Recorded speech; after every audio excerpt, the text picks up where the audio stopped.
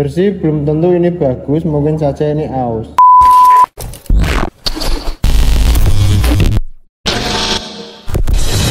Assalamualaikum warahmatullahi wabarakatuh. Kembali lagi di Literasi Teknik. Kali ini kita membahas atau mengulas tentang pemeliharaan engine GL 125cc. Di maintenance perbaikan atau pemeliharaan engine 125cc itu meliputi paling atas adalah head cylinder, block cylinder, kanan ada sistem kopling, yang terakhir adalah di transmisi. Nah, bagi pecinta motor GL pasti ini materi yang sangat ditunggu-tunggu ya, karena banyak sekali teman-teman yang memiliki atau hobi terhadap motor tersebut. Akan tetapi di sini saya tidak menjelaskan tentang modifikasi, tapi kita tentang SOP, di mana di situ terdapat komponen pemeliharaan dan yang pasti kekencangan baut. Mas Anjar habis fitness. Cakep. Mari belajar di Literasi Teknik. Oke.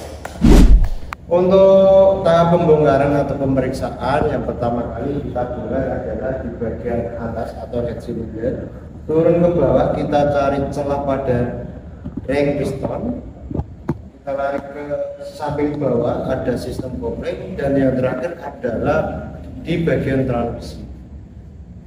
Untuk pelepasan pada head cylinder, kita alangkah baiknya melepas cam chain ini.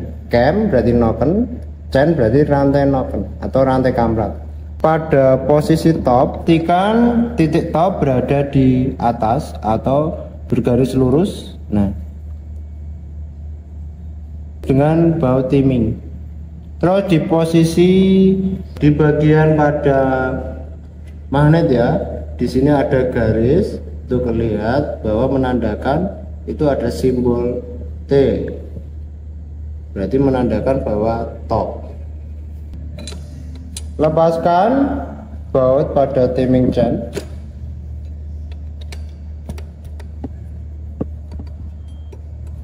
Ini dikendorkan dulu, nggak usah dilepas ya, karena kita belum melepas baut head cylinder. Kita lepaskan pada head cylinder ya, baut 12.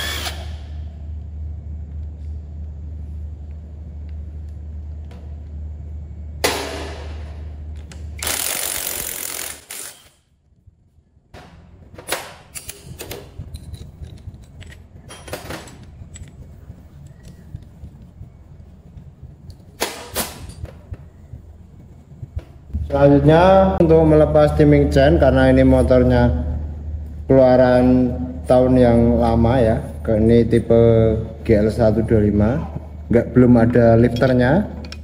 Di sini manual kita kendorkan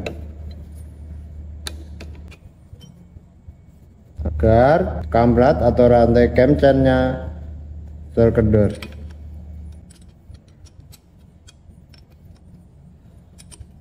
Ini sudah kendor. Kita lepas biar timing, tapi jangan dilepas ya, jangan sampai jatuh ke bawah maksudnya. Kita taruh ke atas. Untuk bagian head cylinder, mur 10-nya sudah tidak ada, maka kita tinggal melepas langsung pada bagian tutup capil ini ya namanya ya. Kita lepas.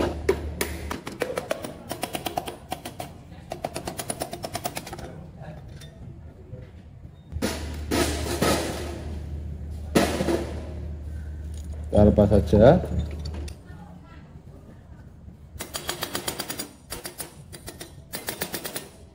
Pelan saja ya, nggak usah ke bibir head cylinder, takutnya membuat permukaan kegores, karena di sini ada pin dowel. Nah, ini sudah lepas. Noken as kita lepas, atau camshaft.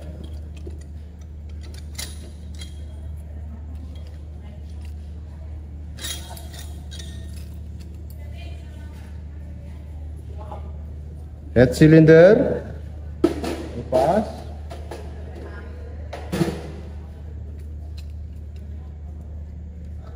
Selanjutnya di bagian blok silinder, menghindari packing atau perpak yang pecah, sebaiknya kita pukul kanan kiri dulu ya.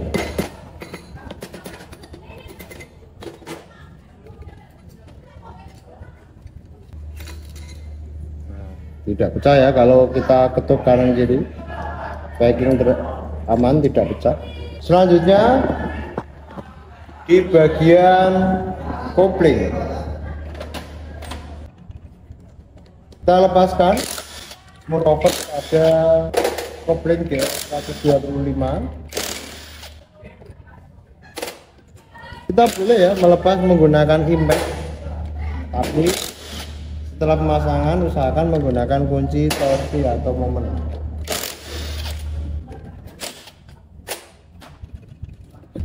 Lepas, usahakan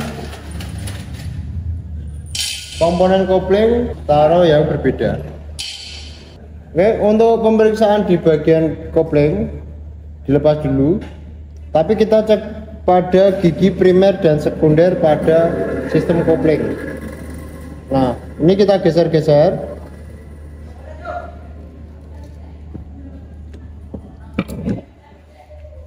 Kita geser ya. Ini masih kencang pada giginya. Kita balik. Pada intinya ketika di bagian pertemuan gigi ketika kita putar ada kerenggangan, maka di sini kopling akan berbunyi mendengung. Pernah dengar ya suara GL atau motor C series Honda Win itu kalau kopling dilepas suka bunyi mendengung. Karena di sini ada keausan. Nah, di gigi primer ini ya. Lihat di sini ada warna hitam dan di sini ada warna yang agak bersih. Nah, bersih belum tentu ini bagus, mungkin saja ini aus. Jika ada kerenggangan ketika kalian putar, maka di sini terjadi kausan sehingga menghasilkan dengungan pada kopling ketika dilepas. Nah, di sini. Boleh nggak Pak? Di gigi ini saya balik? Boleh. Ini dibalik boleh. Karena di bagian sini sudah haus, kita balik sini. Nah, ini alternatifnya. Jika sudah berdengung semua, otomatis primer sekunder pada gigi kopling untuk siap diganti. Oke, kita bongkar semuanya ya, ini di bagian kopling. Oke, kita lepas bagian per kopling pada motor GL ini ya. Caranya kita lepas secara vertikal, garis lurus dulu. Kanan kiri.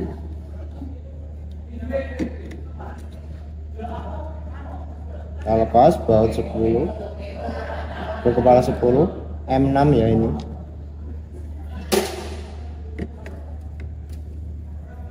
Kita lepas atas bawah pelan-pelan agar koma pada bearing kopling tidak mengalami pecah.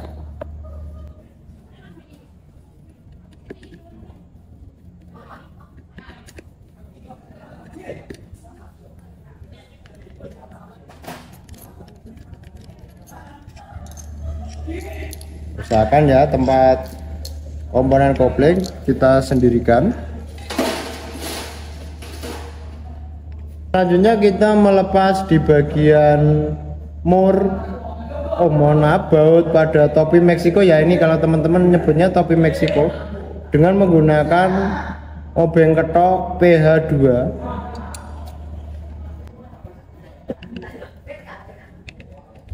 Tadi sudah saya kendurkan menggunakan obeng ketok dengan mata PH2.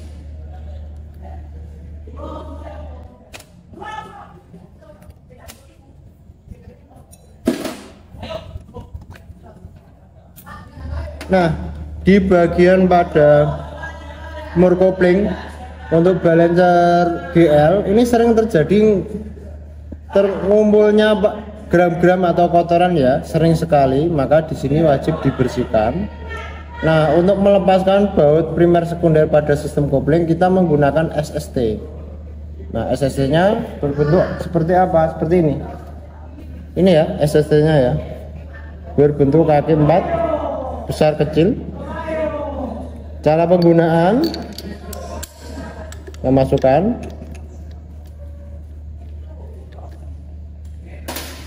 jangan sekali-kali untuk memukul karena topi Meksikonya atau balancer kanan bisa pecah.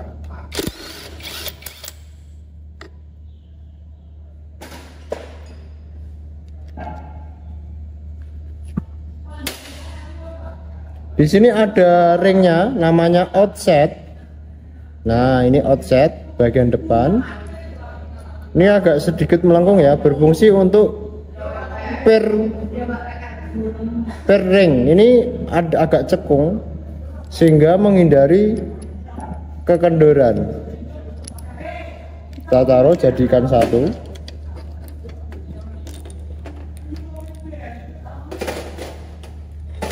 Selanjutnya di bagian sekunder juga sama.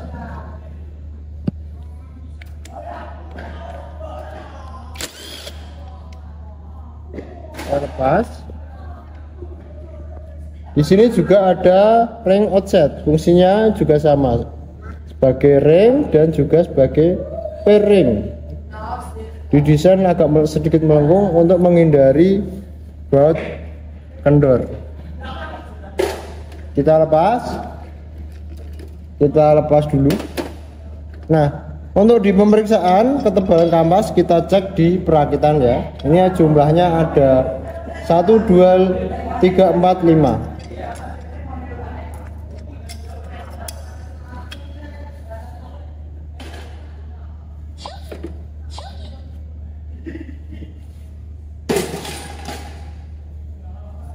Yang terakhir adalah melepas bagian gigi primer atau gigi depan ya.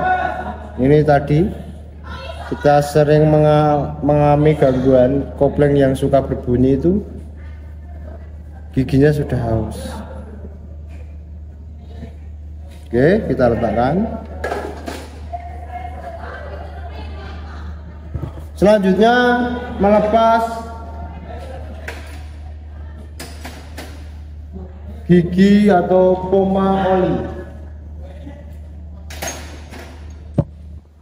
Nah, di bagian sistem oli ini sangat vital ya. Sering terjadi olinya tidak naik, loken up-nya sering aus, kampratnya suka lepas cepat habis. Itu ada di bagian pompa oli yang bermasalah. Yang bermasalah di mana, Pak? Di sini. Nah, ini masih standar ya, masih lurus, tidak ada keausan. Jika terjadi keausan, di sini akan berkurang, tirus, sehingga apa? Olinya tidak bisa naik ke atas, akan tetapi kembali ke bawah. Sehingga di sistem pelumasan pada bagian head cylinder, karena model engine-nya itu kepalanya di atas, beda dengan tipe C series ya, yang agak rebahan, di sini agak naik. Nah, ini yang mengakibatkan motor GL teman-teman suka cepat aus di bagian noken as, kamrat atau templar. Ya, sini ya. Nah, ini kita cek masih bagus. Untuk pembongkaran pada sistem pelumasan atau pompa oli, kita membutuhkan obeng ketok dengan kode PH3 ya. PH3 ini agak lebih sedikit tumpul. Nah, kita lepas menggunakan obeng ketok. Tadi sudah saya ketuk, sudah kendor. Tinggal kita putar dengan menggunakan kunci T. Kita kendorkan. Di setiap pembongkaran atau maintenance sebuah unit engine, sebaiknya kita mengecek pada sistem pelumasan, memastikan agar kerja kita tidak dua kali. Sudah ganti spare part banyak full, tapi sistem pelumasannya tidak cukup, juga sama saja. Nah, itu kan di sini banyak sekali kotoran dari oli ya. Ini lubang ke atas atau output, di sini ada inputnya, lubang masuknya oli dari bawah naik ke lubang sini, dihubungkan ke lubang atas, lurus mengarah ke baut acuk ini sampai ke head cylinder. Jika pada as ini terjadi keausan, maka tekanan oli yang dihasilkan akan berkurang, sehingga di head cylinder mengalami atau sistem lumasnya kurang basah ya, atau kering, sehingga mengakibatkan noken as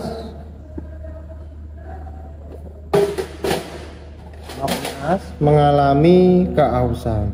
Nah, dampaknya dari pompa oli itu gitu.